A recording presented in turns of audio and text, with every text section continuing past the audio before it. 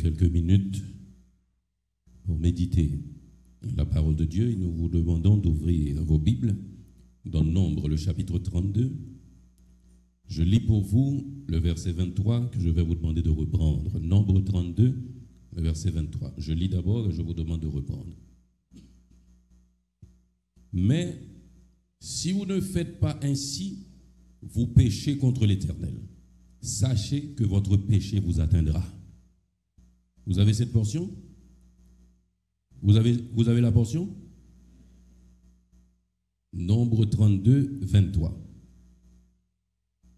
Allez-y.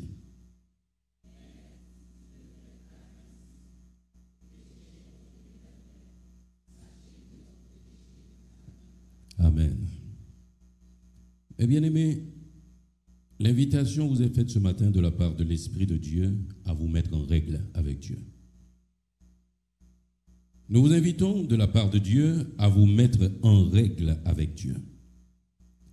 Nombreux sont ceux qui résument la vie en être, vivre et mourir. Ils pensent qu'après, c'est le néant. Cette question de jugement des œuvres, pour les enfants de Dieu, cette question de jugement dernier, pour les autres qui ne croient même pas du tout, ne fait pas toujours de sens. Est-ce qu'il y a un jugement dernier? Est-ce qu'il y a un jugement des œuvres? Mais bien aimés, nous vous rappelons ce matin que Dieu a établi les lois de la nature et sa parole nous dit qu'il ne va pas les transgresser. Dieu a établi les lois de la nature et il ne va pas les transgresser. Il est au-dessus de ces lois, effectivement. Cependant, il a dit lui-même qu'il ne va pas les transgresser. Car c'est lui qui les a établis. Nous ne parlons pas des lois physiques spécifiquement, non, parce qu'à plusieurs reprises, Jésus a défié les lois de la physique parce qu'il est plus haut que ces lois. Cependant, Dieu écrit aussi dans les Saintes Écritures, sous la plume de son serviteur, qu'il a établi ces lois, il ne les transgressera pas. Cela veut dire, mes bien-aimés, que nous devons comprendre quelque chose ce matin. S'il nous dit, et vous péchez contre l'Éternel, sachez que votre péché vous atteindra, cela nous rappelle un sujet sur lequel nous avons débattu à plusieurs reprises, la loi de la moisson, appelée selon plus d'un le karma, appelée les lois de la nature aussi. Je veux vous rappeler que c'est la foi qui sauve, pas les œuvres. C'est ce que nous lisons dans l'épître de Jacques. C'est la foi qui sauve, pas les œuvres. Cependant, quand nous avons la foi produit les œuvres. La foi produit les œuvres. Alors, pourquoi nous disons que les œuvres ne sauvent pas? La Bible nous dit que certains vont apparaître devant la face de Dieu au dernier jour pour dire « Nous avons chassé des démons en ton nom, nous avons guéri les malades. » Qu'est-ce qu'il va répondre? Il va répondre « Dehors chien, je ne vous ai point connu. » S'il s'agissait des œuvres, ces personnes seraient sauvées. Mais ces personnes avaient des objectifs et des intérêts bien spécifiques et n'avaient pas nécessairement la foi en Dieu qui sauve. La foi produit les œuvres, mais les œuvres ne sauvent pas. Si les œuvres ne sauvent pas, les œuvres non plus n'envoient pas en enfer. C'est le manque de foi, c'est l'absence de la foi chez nous qui nous emmène en enfer. Au point que même les œuvres des enfants de Dieu seront jugées avant le festin des noces. Autant comprendre, mes bien-aimés, que quand la Bible nous dit « Votre péché vous atteindra », votre péché ne va pas vous atteindre au ciel, mais sur la terre. Pensez-y. Votre péché ne va pas vous atteindre au ciel, mais votre péché vous atteindra sur la terre. C'est la raison pour laquelle l'invitation vous est faite ce matin de vous mettre en règle avec Dieu.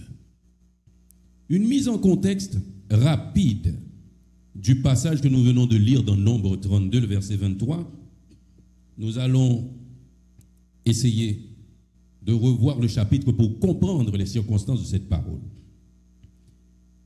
Nous allons voir en tout premier lieu une demande effectuée par les enfants de la tribu de Gad et de la tribu de Ruben.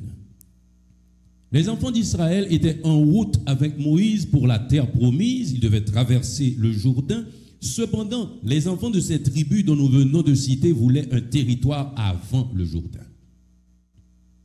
Ils voulaient avoir un territoire avant le Jourdain et ils ont effectué la demande auprès de Moïse. Si vous avez encore Nombre 32, ce que nous espérons, nous allons lire du verset 1er au verset 5. Vous avez encore votre Bible ouverte? Deutéronome 32, verset 1er à 5. Nous lisons ensemble. Nombre, oui, bien sûr, merci. Nombre 32, verset 1er à 5. Nous lisons. Les fils de Ruben et les fils de Gad avaient une quantité considérable de troupeaux, et ils virent que le pays de Jaïzer et le pays de Galaad étaient un lieu propre pour des troupeaux. Alors, les fils de Gad et les fils de Ruben vinrent auprès de Moïse, du sacrificateur Éléazar et des princes de l'assemblée, et ils leur dirent: Ataroth, Dibon, Jaïzer, Nimra, Esbon, Éléaé, Sebam, Nebo et Béon. Ce pays que l'Éternel a frappé devant l'assemblée d'Israël est un lieu propre pour des troupeaux, et tes serviteurs ont des troupeaux. Ils y ajoutèrent: Si nous avons trouvé grâce à tes yeux, que la possession de ce pays soit accordée à tes serviteurs, et ne nous fais point passer le Jourdain. C'était là la demande des enfants de ces deux tribus. Moïse, après cette demande, a fait une mise en garde aux enfants d'Israël. Vous savez quoi, mes bien-aimés? Certaines fois, une simple attitude de votre part, pas nécessairement mauvaise, peut facilement porter les plus faibles à broncher. C'est la raison pour laquelle, quand nous agissons, mes bien-aimés, nous sommes un seul corps. Quand nous agissons, nous devons penser aux incidences de nos actions sur les autres. Nous devons en tenir compte. Et c'est la raison pour laquelle, jusque dans le Nouveau Testament, l'apôtre Paul dira: tout m'est permis, mais tout ne m'est pas utile. Pourquoi? Parce qu'il ne vivait pas seulement pour lui-même, mais il vivait aussi pour que sa vie soit un témoignage pour les autres, un encouragement pour les autres. Moïse va faire une mise en garde aux enfants de ces deux tribus qui avaient effectué la demande, et nous allons lire ensemble ceci du verset 7 au verset 13. Toujours Nombre 32. Alors versets 6 à 13, nous lisons. Vous l'avez? Allons-y. Moïse répondit aux fils de Gad et aux fils de Ruben: Vos frères iront-ils à la guerre et vous resterez-vous ici? Pourquoi voulez-vous décourager les enfants d'Israël de passer dans le pays que l'Éternel leur donne? Ainsi firent vos pères quand je les ai envoyés de Kadès Barnéa pour examiner le pays. Ils montèrent jusqu'à la vallée d'École, et après avoir examiné le pays, ils découragèrent les enfants d'Israël d'aller dans le pays que l'Éternel leur donnait. La colère de l'Éternel s'enflamma ce jour-là, et il jura en disant: Ces hommes-là qui sont montés d'Égypte depuis l'âge de 20 ans et au-dessous ne verront point le pays que j'ai juré de donner à Abraham, à Isaac et à Jacob, car ils n'ont pas suivi pleinement ma voie. Excepté Caleb, fils de Jéphumé, le Kénizien, et Josué, fils de Nun, qui ont pleinement suivi la voie de l'Éternel. Verset 13, la colère de l'Éternel s'enflamma contre Israël et les fit errer dans le désert pendant 40 années jusqu'à l'anéantissement de toute la génération qui a fait le mal aux yeux de l'Éternel. Mais bien aimés, nos péchés ont des conséquences. Nos dérogations ont des conséquences. Et Moïse a pris soin de rappeler à ce peuple sans mémoire comment la colère de Dieu s'était enflammée contre leur père qui avait désobéi.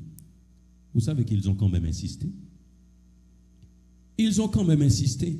Après la mise en garde de Moïse, ils ont fait une promesse. Mais bien aimé, la semaine dernière, nous l'avons entendu dans la bouche de notre bien-aimé diacre qui a prêché. Bien sûr, je n'ai pas oublié ton nom.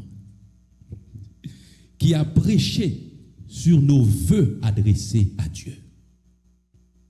Sur nos vœux adressés à Dieu, mes bien-aimés.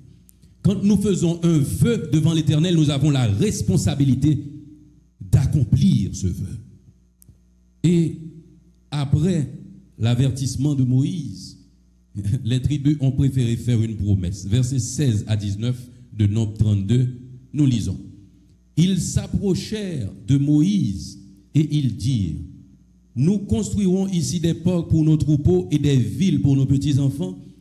Pour nous équiperons, puis nous nous équiperons en hâte pour marcher devant les enfants d'Israël jusqu'à ce que nous les ayons introduits dans le lieu qui leur est destiné. Nos petits-enfants demeureront dans les villes fortes à cause des habitants du pays. Nous ne retournerons point dans nos maisons avant que les enfants d'Israël aient pris possession chacun de son héritage. Verset 19. Et nous ne possédons rien avec eux de l'autre côté du Jourdain, ni plus loin, puisque nous aurons notre héritage de ce côté-ci du Jourdain à l'Orient. Ça, c'est leur promesse. Ce n'était pas une responsabilité. Vous savez quoi, mes bien-aimés? Servir Dieu est d'une importance capitale. Et quand nous disons quelque chose à Dieu, nous fixons avec lui un rendez-vous et promesse ses dettes. Ou qu'on a des bagages qui capable pas pécher pour un monde, les pécher pour ou qu'on pour qui ça parce que tu fait bon Dieu promesse, monde ça pas fait bon Dieu promesse. C'est important mes bien-aimés. Et c'est la raison pour laquelle il n'est pas recommandé de calquer notre vie sur la vie d'autres serviteurs de Dieu. Parce que notre relation avec Dieu est une relation personnelle. Vous savez ce qu'on appelle en droit la loi des parties. Quand entre deux particuliers, nous signons un contrat.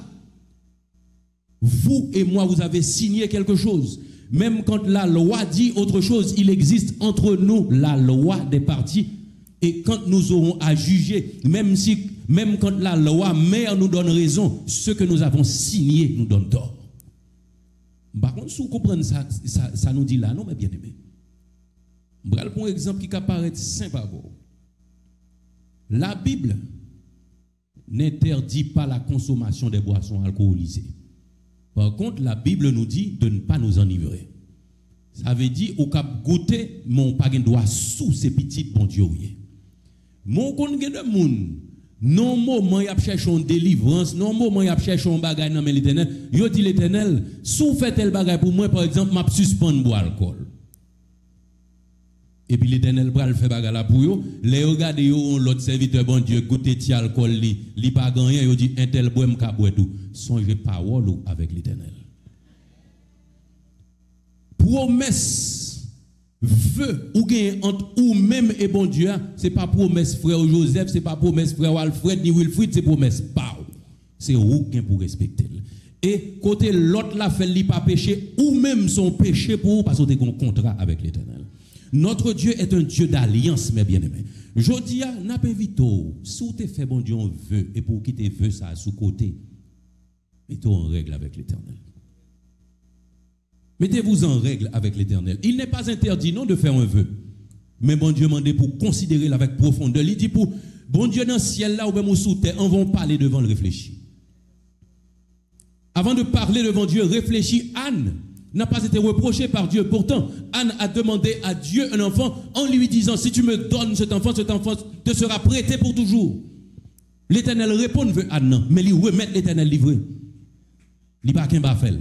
L'homme font feu devant l'Éternel, ou qu'un doit faire, mais il faut qu'on ait un bel. Eh bien, Moïse avait permis aux enfants des tribus de Gad et de Ruben d'avoir leur territoire. Mais il leur a dit aussi au verset 23, si vous ne faites pas ainsi, vous péchez contre l'Éternel, sachez que votre péché vous atteindra. Sachez que votre péché vous atteindra. Nous n'allons pas développer pour savoir la suite de ce qui s'est passé avec ces territoires demandés à Moïse par les bien-aimés des tribus de Gad et de Ruben. Mais nous vous disons succinctement que dans Deutéronome, il est noté que ces espaces ont été les premiers à partir en captivité. Ces espaces ont été les premiers à partir en captivité. Et nous avons ce matin relevé une partie de la vie d'un serviteur de Dieu pour que vous puissiez comprendre comment votre péché peut vous atteindre et les conséquences que ce péché peut avoir sur vous, mes bien-aimés. Et ce matin, nous vous le disons, on nous suspend de perdre du temps. On nous suspend de perdre du temps. Vous pouvez le comprendre, on nous suspend de perdre du temps puis devant, parce que l'Éternel, lit dans l'éternité, ou même ou dans le temps. L'Éternel n'a pas perdre du temps, mais ou même ou pas perdu. Si l'on fait introspection, l'on analyse tête, nous pas dire si ou on péché, non, mais si ou on une pratique qui est contraire à la sainte nature de Dieu, ce qui constitue dans votre vie un interdit, mes bien-aimés, même si vous pouvez entendre la voix de la justice de Dieu, sous lui qu'on est là venu quand même. Qu'on est là venu quand même, mes bien-aimés, parce que notre Dieu est juste. Notre Dieu est juste. Il faut toute bagaille régler sous terre pour c'est seulement la foi qui mène nous dans le ciel. Ça veut dire que ce n'est pas œuvre, ce n'est pas ça nous fait ni bon ni nous pas bon qui mène nous dans le ciel, mais c'est foi. Et la foi suppose l'obéissance. Nous allons dans Genèse 31, la vie de Jacob.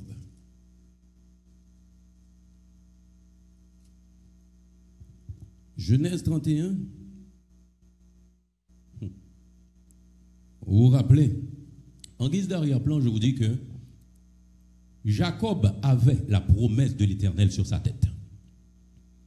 Jacob avait la promesse de l'Éternel sur sa tête. Sa patience, sa foi lui aurait donné de vivre ses promesses. Mais il a choisi d'aider Dieu par la malice et par le péché. Il a, comme vous le savez, je dis volé, le doigt d'aînesse de son frère Ésaü, et il a reçu les bénédictions de son père. Il a vécu, cela a eu des conséquences, mes bien-aimés. Arrivé à un certain moment, oui, la promesse s'est quand même accomplie. Jacob a eu ce qui lui était destiné, mais il n'a pas aimé les conséquences. Genèse 31, je lis du verset 2 au verset 3. Verset 2 et 3 de Genèse 31. Nous lisons. Jacob remarqua le visage de Laban, et voici, il n'était plus envers lui comme auparavant. Verset 3. Alors l'Éternel dit à Jacob, retourne au pays de tes pères et dans ton lieu de naissance, et je serai avec toi. Je serai avec toi. Eh bien, quand on fait des dégâts, l'Éternel a maintenant tourné là. Votre péché vous atteindra, mes bien-aimés. Et on tourne les pages de nos Bibles dans Genèse 32. Nous allons lire du verset 4 au verset 11. Genèse 32, verset 4 à 11. Alors, allons lire du verset 3 à 11. Genèse 32, vous l'avez? Nous lisons ensemble. Jacob envoya devant lui des messagers à Ésaü, son frère, au pays de Séhir, dans le territoire d'Édom. Il leur donna cet ordre. Voici ce que vous direz à mon seigneur Ésaü. Ainsi parle ton serviteur Jacob. J'ai séjourné chez Laban, j'y suis resté jusqu'à présent. J'ai des bœufs, des ânes, des brebis, des serviteurs et des servantes. Et j'envoie l'annoncer à mon seigneur pour trouver grâce à ses yeux. Les messagers revinrent auprès de Jacob en disant, nous sommes allés vers ton frère Ésaü et il marche à ta rencontre avec 400 hommes. Jacob fut très effrayé et saisi d'angoisse.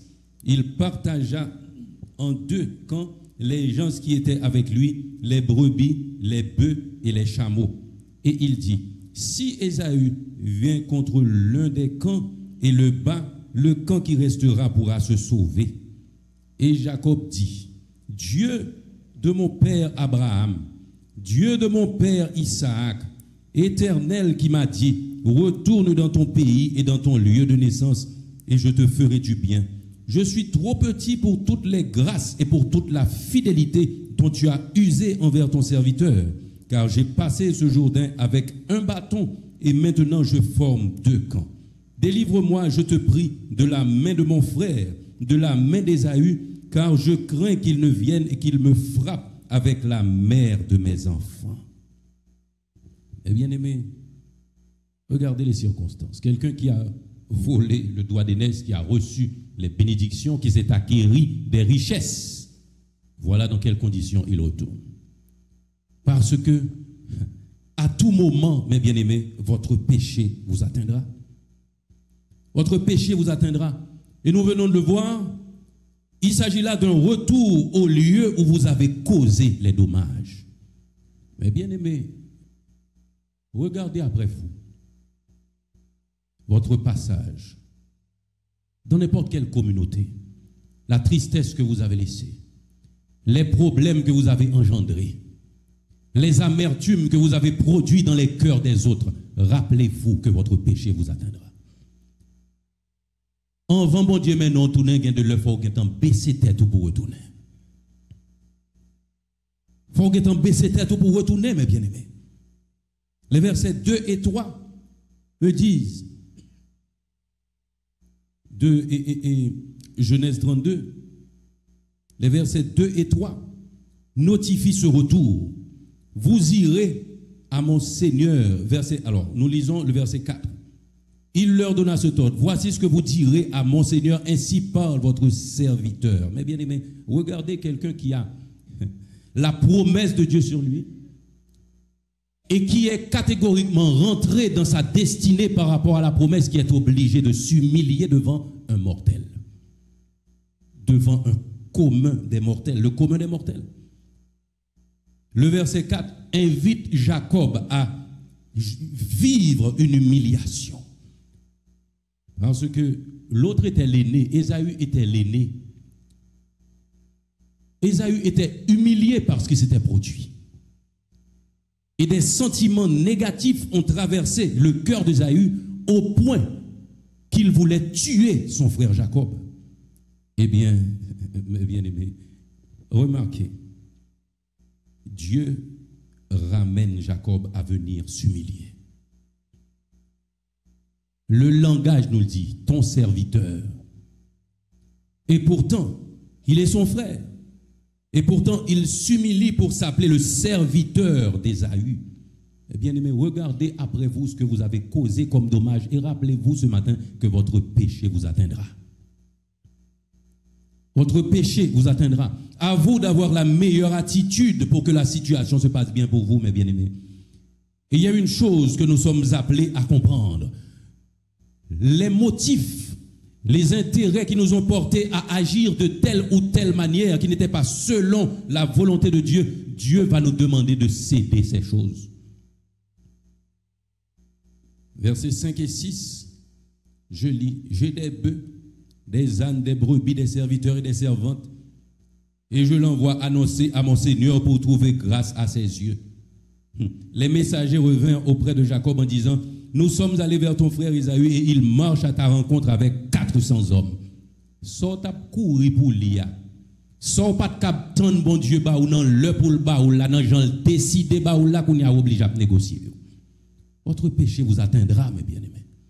Autant nous arranger pour vivre une vie de sanctification, une vie en communion avec Dieu. Persévérez, soyez patients, attendant la promesse de Dieu, mes bien-aimés. Notre Dieu est tout puissant. Ce qu'il dit de sa bouche, il a la puissance de l'accomplir. Vous n'avez pas besoin de l'aider. Parce que en tant qu'être humain, quand nous agissons à la place de Dieu, nous commettons des bavures. Et nous devons nous rappeler que c'est la bénédiction de l'Éternel qui enrichit et il ne la fait suivre d'aucun chagrin. Quand nous pensons à ce passage, mes bien-aimés, nous ne nous battons pas pour les choses de manière matérielle. Mais nous travaillons sur notre vie spirituelle pour pouvoir grandir et recevoir les grâces que Dieu réserve à ses serviteurs. Jacob doit négocier ce qu'il avait acquis comme richesse. Et il a vécu aussi les sentiments négatifs qu'il avait causés chez son prochain, son frère Ésaü. Versets 7 et 8, je lis. Jacob fut effrayé et saisi d'angoisse. Il fut effrayé et saisi d'angoisse et il partagea en deux camps les gens qui étaient avec lui, les brebis, les bœufs et les chameaux. Et il dit, si Ésaü vient contre l'un des camps et le bat, Le camp qui restera pourra se sauver. Vous imaginez? Il a peur maintenant, il est angoissé. L'Elda volé de droit de naissance, il va penser à ça, non? Il pas de penser moment ça a fini pour le rencontrer Ésaü.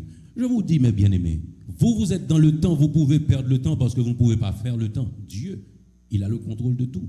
Il transcende tout. Si nous voulions faire un petit peu de théologie spéculative, Jacob n'a quel comme moun n'était capable de penser bon pour qui ça n'est que ça va mourir pour me gâtonner. Parce que si moun qui est ennemi ou l'en mourir, ou gâtonner, ou pas de menace sous tête ou encore, mais l'Éternel mande le tourner pour la rencontrer frère, ça veut dire il déjà connaît l'Éternel connaît toute bagaille. L'Éternel pas d'accord qu'on est pour mourir pour le demander pour le rencontrer. Ça veut dire qu'il faut aller quand même. Eh bien aimé, pensez à votre vie aujourd'hui. S'il y a des confessions à faire, faites ces confessions.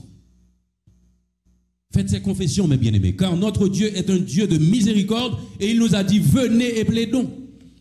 Là où reconnaître que Gombaga qui pendie sous tête au cap, suivez-vous, besoin de remettre tout à l'éternel. Ou besoin de remettre tout à l'éternel. Jacob, même sentiment négatif, même émotion négative, il était bail. Parce que Ésaü était en colère. Ésaü avait de l'indignation dans son cœur. C'était ses émotions. Quand il s'est vu trompé par son frère Jacob. Cependant, des émotions négatives se sont mises aussi dans le cœur de Jacob parce que Dieu est juste. Il a eu des angoisses et il a eu peur. Heureusement, il a eu la bonne réaction. Les versets 9 à 11, nous lisons. Jacob dit, Dieu de mon père Abraham, Dieu de mon père Isaac, Éternel qui m'a dit, retourne dans ton pays et dans ton lieu de naissance et je te ferai du bien. Je suis trop petit pour les grâces et pour la fidélité dont tu as usé envers ton serviteur, car j'ai passé ce Jourdain avec un bâton et maintenant je forme deux camps. Verset 11, délivre-moi, je te prie, de la main de mon frère, de la main d'Ésaü, car je crains qu'il ne vienne et qu'il me frappe avec la mère et les enfants. Eh bien aimé, il est important pour nous de comprendre. Fort souvent, nous rencontrons des bien-aimés qui cherchent les causes de l'état de leur vie hors d'eux-mêmes. Nous vous invitons, mes bien-aimés, à vous analyser pour comprendre que dans la justice de Dieu, ce que vous vivez, c'est votre lot selon la volonté de Dieu. Ce n'est pas mon qu'en face soit responsable, soit vivre jodia, c'est choix ou qui baoule. Parce que tant que vous comprenez que c'est choix ou qui mène non côté, tant que vous pas comprendre que c'est choix ou qui mène non côté, ou à toujours continuer à accuser moun, ou à toujours continuer à faire des prières, des précautions pour demander bon Dieu pour justice qui descend sur l'autre monde, alors que bon Dieu attend ou rentrer dans vous-même pour le faire justice. Votre péché vous atteindra, mes bien-aimés, mais à vous d'avoir l'attitude qu'il faut. Nous devons cesser de rendre les autres responsables, mais d'entrer en nous-mêmes pour voir ce que nous avons fait. Il y a un principe qui n'est pas textuellement cité dans les Saintes Écritures, mais la théologie systématique nous laisse comprendre que le décalage en tant que loi peut faire partie de la vie des enfants de Dieu, tout comme ça peut faire partie de la vie de ceux qui ne croient pas en Dieu. Dans Genèse 6, nous voyons Genèse 6, les versets 5 à 7. Nous lisons pour vous rapidement, Genèse 6, versets 5 à 7. L'Éternel vit que la méchanceté des hommes était grande sur la terre et que toutes les pensées de leur cœur se portaient chaque jour uniquement vers le mal. L'Éternel se repentit d'avoir fait l'homme sur la terre et il fut affligé en son cœur. Nous lisons le verset 7. Et l'Éternel dit, j'exterminerai de la face de la terre l'homme que j'ai créé, depuis l'homme jusqu'au bétail, aux reptiles, aux oiseaux du ciel, car je me repens de les avoir faits. Alors je lis quand même 8. Mais Noé trouva grâce aux yeux de l'Éternel. Vous savez, là où je veux en revenir avec vous, avec le décalage, c'est que certaines fois, les conséquences ne viennent pas immédiatement. quand les pensées de corruption ont commencé à entrer dans le cœur de l'homme, Dieu avait vu ça. Il avait vu ça. D'ailleurs, ce qui allait aggraver la situation, c'est les anges qui n'avaient pas obéi, qui étaient venus se mettre avec les filles des hommes pour former la race des géants. Dieu avait vu ça dans sa préscience, dans son omniscience. Il l'avait déjà prévu, mes bien-aimés. Il connaît la fin avant le commencement, mais il n'a pas jugé rapidement. La corruption était arrivée à un point tel où Dieu s'est repenti d'avoir créé l'homme et l'avoir placé sur la surface de la terre. Mais il a dit, au verset 7, j'exterminerai. Il va faire le sous-place, non? J'exterminerai. C'est là le décalage, mes bien-aimés. La corruption était arrivée à son comble avant que Dieu agisse. Et cette question de décalage peut avoir plusieurs effets sur nous, mes bien-aimés. Alors, quand je dis sur nous, sur la race humaine en général. Pour le méchant, le fait que le jugement de Dieu n'arrive pas rapidement, il se dit, je peux continuer dans ma voie. Je peux continuer à faire le mal, puisque rien ne m'arrive. Mais bien aimé, quand cela avait commencé, Dieu le voyait, il était sur son trône, mais il regardait les hommes s'enliser dans la corruption. Le cœur du méchant s'enfle quand le jugement de Dieu tarde à venir, mes bien-aimés. Mais il ne sait pas qu'il est en route pour de plus graves conséquences. Il ne sait pas qu'il est en route pour de plus graves conséquences. Et le décalage aussi a des effets sur la vie des enfants de Dieu. Tout dépend de notre façon de gérer ce décalage. Je vous le dis, nous pourrions, à la lumière des Saintes Écritures, trouver plusieurs exemples, mais nous allons passer à pieds joints sur ça. Pour le croyant, fort souvent, de sérieux problèmes nous arrivent après avoir posé de bonnes actions. Si vous êtes enfant de Dieu, nous pas foutu dire nous pouvons vivre ça, mes bien-aimés. Ou bon Dieu gloire, ou non mission, dans toute bagaille pour bon Dieu, et puis après, gon bagaille pral tomber, pral rentrer dans la famille, ou il pral agir sous santé, ou pral malade, ou pral tout gens. Mais bien-aimés, fort souvent, c'est encore le décalage. Ainsi, comme croyant, cela vous arrive à penser que la récompense de la part de Dieu n'est pas appropriée à ce que vous avez fait. La récompense de Dieu ne serait pas appropriée à ce que vous avez fait. Et pourquoi continuer à faire du bien? C'est le piège du malin pour nous, mes bien-aimés. Quand nous faisons du bien pour Dieu et pour la gloire de Dieu et nous recevons quelque chose d'autre qui soit nuancé par rapport à la récompense que nous attendions en tant qu'être, nous nous demandons en notre fort intérieur pourquoi continuer. Deux choses que nous voulons vous rappeler, mes bien-aimés. Ce que vous êtes en train de vivre n'est pas le résultat de ce que vous venez de faire. C'est le résultat d'un décalage qui existe entre votre péché d'avant et les conséquences de ce péché. Et Dieu est un Dieu d'ordre. Ou font bon bagay ou pas capter font péché, li po ko rive sou avec et puis il pral récompenser ou a vivre mal trop. Le décalage est d'une importance capitale dans la vie de l'enfant de Dieu, mes bien-aimés. Soit ou est caprivo là, sous chercher dans ou même, si c'est pour une épreuve qui pour faire grandir, si c'est pour bagay pour bon Dieu, faut croître spirituellement, ou après, gon bagay ko pot ko jambe payer pour lui et ko pas confesser tout que le mène vinn joindre nous en vent soit fait pour lui dans moment joindre récompense. Mais ce que nous devons nous rappeler, mes bien-aimés, c'est que en toutes circonstances, nous devons persévérer jusqu'à la fin. En toutes circonstances, nous devons persévérer jusqu'à la fin. Ne laissez pas vos péchés passer, vous enlever la foi. Mais que les conséquences de ce péché vous amènent, comme Jacob, à retourner à Dieu pour chercher son secours, pour manifester votre humilité, pour reconnaître, pour confesser aussi. C'est cette attitude que Dieu attend chez nous, mes bien-aimés, que nous venons de lire dans Genèse 32, les versets 9 à 11.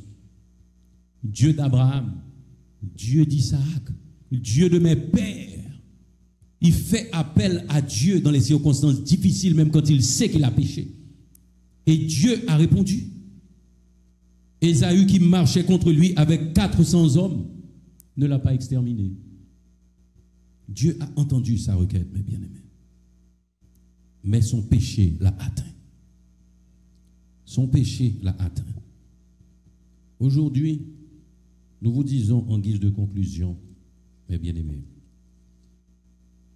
ce que nous lisons dans Ecclésiaste, le chapitre 12.